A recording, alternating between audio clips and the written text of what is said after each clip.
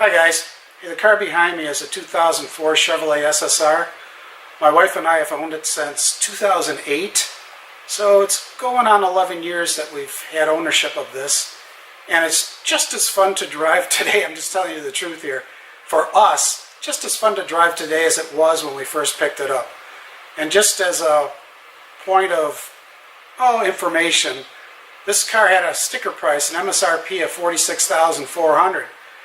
And the dealer at the time slapped on an additional almost $5,000 and called it a limited edition charge.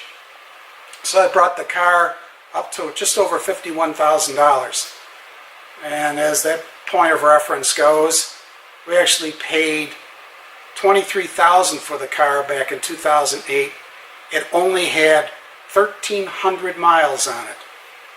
So the only other things I want to just to touch on just for a couple of minutes is the hitch, maybe some information about the bed of the truck and the cabin of the truck, and just to let you know that it's just so much fun to drive. I know there's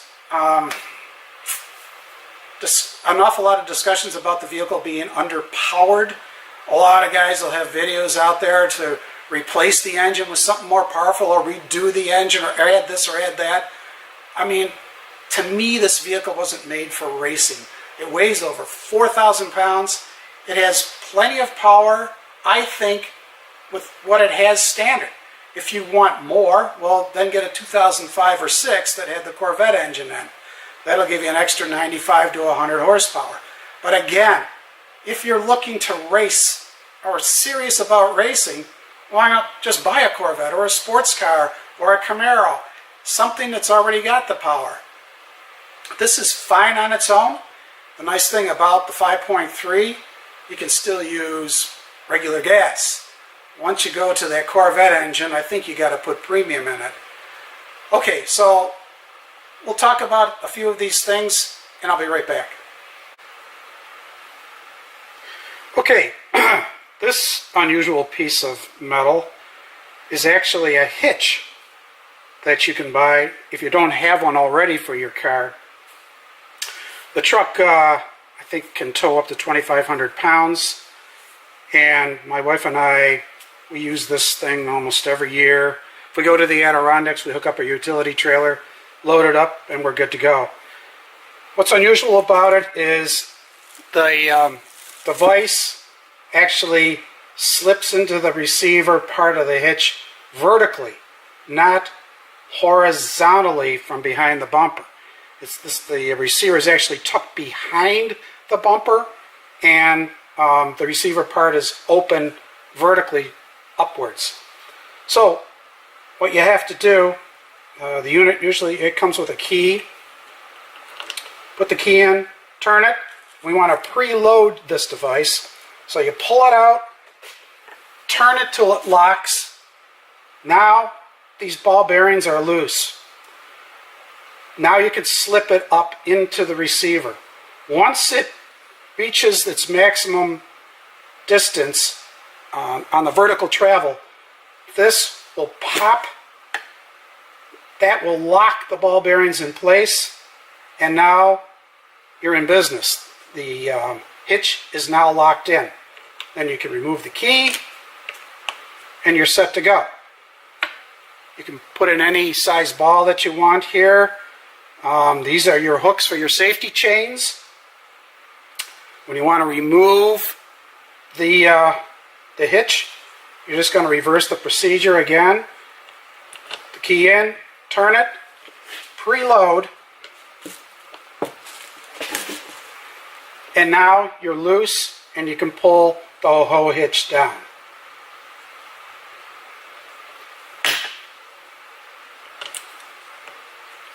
And that's the hitch for the car or the truck.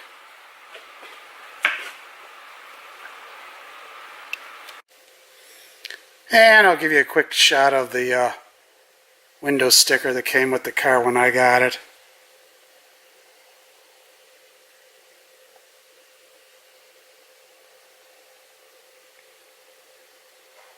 You can see the base price.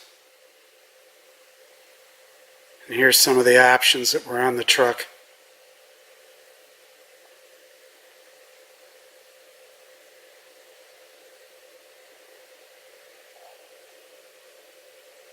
And then there's that little adder that the dealer put on, a limited edition charge. Almost $5,000. It brought it up to $51,400. Okay, so here's the inside of the bed, the back of the truck. As you can see, it's carpeted, including the bottom of the cargo cover. It's also carpeted. And the 2004, I don't know about the other years, had a drop-down sort of a storage area, pretty shallow. Would be good for some papers. But the other thing is, you can see the slats, and I put yellow ones in here. You can get different colors, and I also have a set of wood grain slats that I can change the yellow ones out to wood grain then. And it looks so finished in the bed with everything carpeted. So I would suggest, if you're going to look for one of these trucks, that you get one with the carpeting in the bed. It was an option to have that done, but it makes the vehicle look so much nicer. Usable space from the back of the bulkhead, I would say, to about the start of the tailgate area, it's about 52 inches.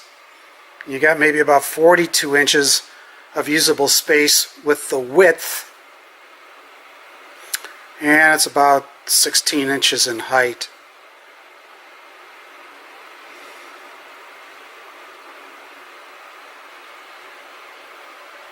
I hear that the cargo cover can be removed, but I've never tried that.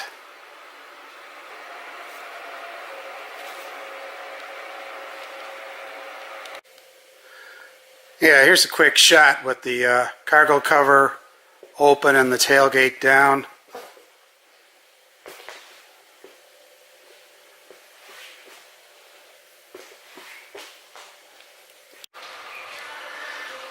I'm just going to take a second to show you the engine compartment.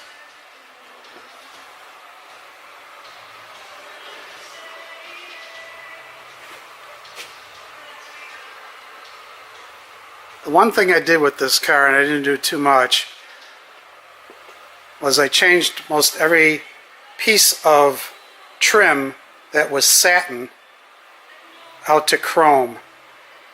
Even the wheels were satin, and I've changed those to chrome.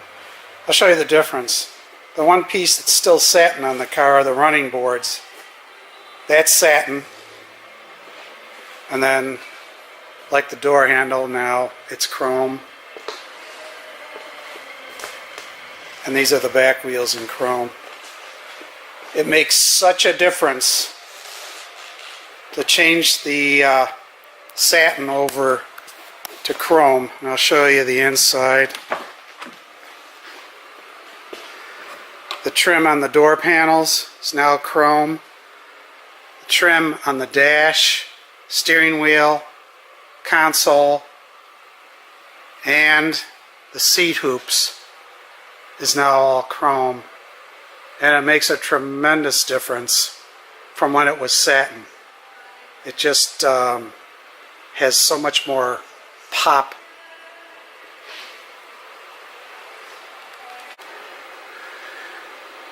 Yeah, and here's a shot from above. I don't know if you can tell from this, but you could see maybe how the doors sort of taper in towards the A-pillars. So they kind of squeeze or pinch in, and it kind of takes some space away from the cabin. I mean, it's kind of tight, but it's still comfortable. So the seats in this truck are all leather. They're quite comfortable.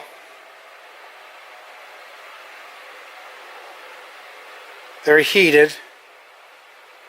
And in this truck, not all trucks have it, but this one I was able to find a set of auxiliary gauges and installed them. It's pretty easy to install because the cord connector, the connector for the gauges, is right underneath the carpet. Even if you didn't have auxiliary gauges in your vehicle, you could still hook them up if you found a set of them.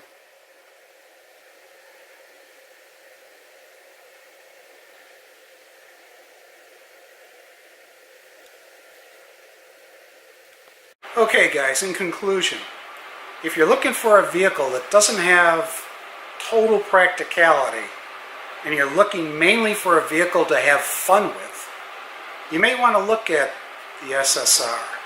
There's still plenty of them available that are low mileage, many different colors, and it's just a car that you may be surprised about how much you might enjoy it.